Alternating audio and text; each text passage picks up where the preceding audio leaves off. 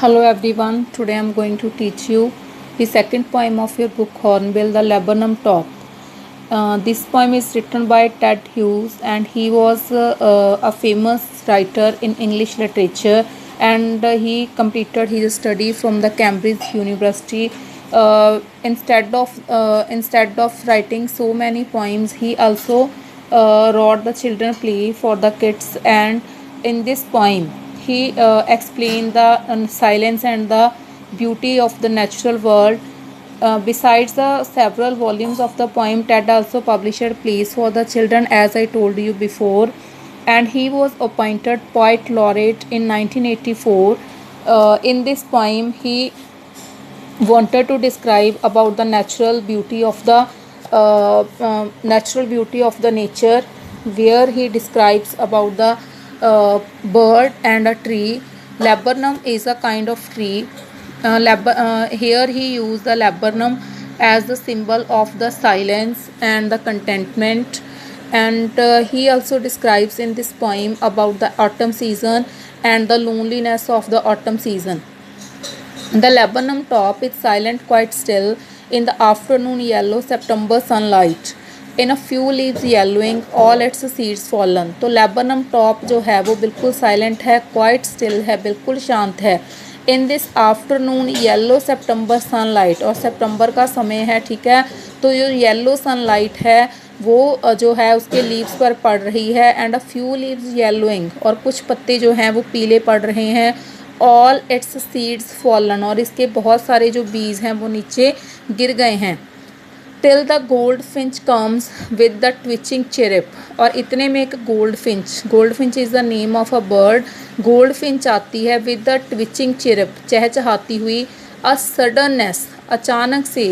A startlement at a branch and, और suddenness जो है, ठीक है, जो बिल्कुल शांत था, उसमें एक सडननेस होती है, मूवमेंट होती है, और चौंका देती है वो उस जो शांति हुई थी, जो एंड जो बिल्कुल शांत था, ठीक है, और ब्रांच के एंड पे आके बैठ जाती है. तो यहाँ पे जो गोल्ड फिंच है वो सिंबलाइज करती है विप्सिटी ऑफ द लाइफ, ठीक है, कि जो हमारी लाइफ है वो कितनी जो है एक्टिव होनी चाहिए. Then sleek as a lizard, और वो बिल्कुल इस तरह से लेसदार है, ठीक है, चमक रही है, जैसे कि कोई लिजार्ड हो. एंड अलर्ट एंड एब्रप्ट, बिल्कुल जैसे लिजार्ड को आप देखते हो कि वो छोटी सी मूवमेंट के ऊपर बिल्कुल एब्रप्ट एकदम से जो है अपनी मूवमेंट चेंज कर लेती है, लिजार्ड जो होती है. उसी तरह से जो है गोल्ड फिंच बहुत ही अलर्ट एंड एब्रप्ट मैनर के साथ उस ट्री के ऊपर आके बैठती है. She enters the thickness and a machine starts up. इतने में वो जो ट्री का अम्ब्रेला टाइप उसकी जो छतरी बनी हुई है शेड की, ठीक है, उसके अंदर जाती है, ठीक है, पत्तों की जो संगने से पत्ते होते हैं वहाँ पे. And a machine starts up, point ने यहाँ यूज़ किया है इसके लिए नहीं कि कोई मशीन स्टार्ट हो गई है, नहीं. जैसे कोई कमोशन, जैसे कोई हलचल किसी मशीन में शुरू हो जाती है जब उसे स्टार्ट किया जाता है, उसी तरह से गोल्ड फिंच के आने पर जो है लेबनम टॉप पे एक मशीन की स्टार्टिंग की तरह वहाँ पे भी हलचल जो है होनी शुरू हो गई है. Of chitterings and the tremor of wings, tremor of होता है फड़फड़ाना, flapping of the wings. Chitterings जैसे उसके जो यंग वंस हैं वो चिपिंग कर रहे हैं. एंड ट्रिलिंग्स, और वो थोड़ा जॉय भी फील कर रहे हैं after the coming of their mother.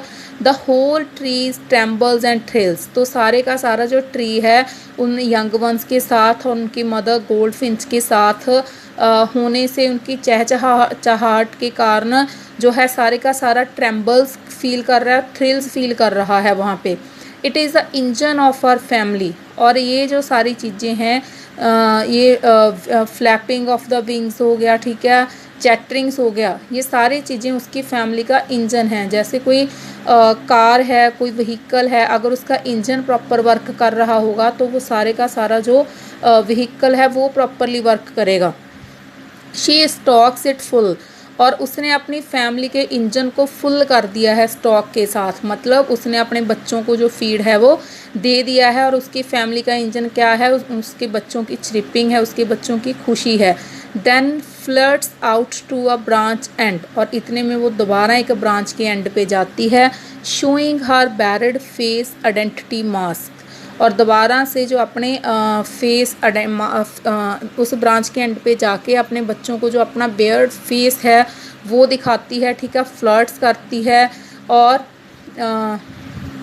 कहीं ना कहीं वो सेटिस्फाई है कि वो आफ्टर गोइंग, जैसे वो अपने बच्चों के लिए फीड लेने गई थी, उसके बाद वो आके अपने बच्चों से मिली है, उनके अपने बच्चों की चिपिंग सुनी है, खुश हुई है, ठीक है। तो फुल जो लाइफ होती है इंसान की वो दिखाई गई है यहाँ पे।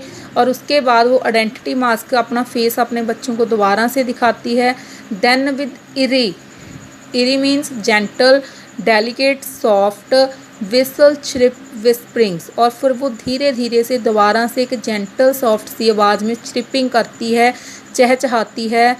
उसके बाद क्या होता है, शी लॉन्चेस अवे, और वो दोबारा से उड़ जाती है, she flies away toward the infinite, infinite मतलब जो अनिश्चित होता है, जिसकी कोई लिमिट ना हो, लिमिटलेस। तो लिमिटलेस किसकी तरफ उड़ती है, वो लिमिटलेस स्काई की तरफ उड़ती है, ठीक है, जिसकी कोई आप हाइट नहीं नाप सकते कि वो कितनी है और कितनी डायरेक्शंस किधर किधर वो जाएगी। And the laburnum subsides to empty, और उसके जाने के बाद वही लेबनम टॉप है जो वो दोबारा से बिल्कुल जो है साइलेंस हो जाता है, पीसफुल हो जाता है। तो ये जो लेबनम का टॉप है वो दिखाया गया है कंटेंटमेंट के साथ, एंड जो गोल्ड फिंच है वो फुल विपसिटी के साथ दिखाई गई है, वो as a symbol of life use की गई है। और जो लेबनम टॉप है वो पीस का और साइलेंस का और integral part of the nature का जो सिंबल है वो दिखाया गया है। और यहाँ पे जैसे कि आपको लिटरेरी जो डिवाइस है वो यहाँ पे सिमली यूज़ हुई है, क्योंकि यहाँ पे आपको लाइक और एज ऐसे वर्ड जब आप पढ़ रहे हो पोएम में जो कंपैरिजन दिखाया गया है वो लाइक और एज के साथ ही दिखाया गया है। और मेटाफर किस चीज़ को दिखाया गया है, इंजन ऑफ हर फैमिली जो लाइन है ये मेटाफर को शो कर रही है, ठीक है। उसने कंपेयर किया है इंजन को और फैमिली को। अगर एज और लाइक लगा हो तो आपको पता हुआ कि वो सिमली होती है। अगर ऐसे ही सीधा डायरेक्ट कंपैरिजन किया हुआ है विदाउट एज और लाइक लगाए बिना तो वो मेटाफर होता है। तो बस यही इतना था आपकी पोएम में। I hope you will understand it better, and you can clear its questions if you have any kind of problem, and you can message me in box. Thank you. Thanks for listening.